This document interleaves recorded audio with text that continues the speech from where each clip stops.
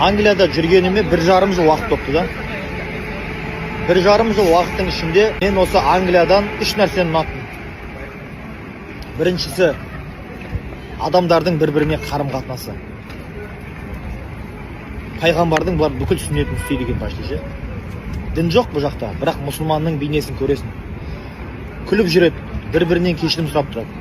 Бір-біріне жаңағыдай жылы қарым-қатынас жасайды. Бірдеңені сұрасаң көмектесіп жергіш. Сол нәрсесі ұнады. Отношение. Екінші, дүниеге деген көзқарастары. Машинаға, үйге, минималка бәрінде. Үлкен машина, үлкен үй, фонд деген нәрсе жоқ. Қарапайым қыздарда бір боянып, сылам жүрген көрмейсің. Қарапайым да, спокойно боянбайсың, жүре береді. Натурализм.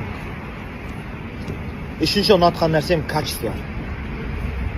Бүкіл нәрсені салса бұлар, мәңгілікке салады екен да. Бір ғасыр тұратын қып, жаңағыдай 500 жыл тұратын қып салады екен.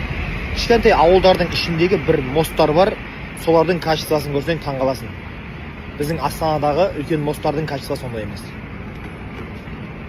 Осы нәрселерді енді Қазақстанға өзіммен бірге алып барам деген үміт бар. Шетелге шығыңыздар көбірек, осының бәрін көрейік, сөйтіп Қазақстанымызға апарып, елімізді дамытайық.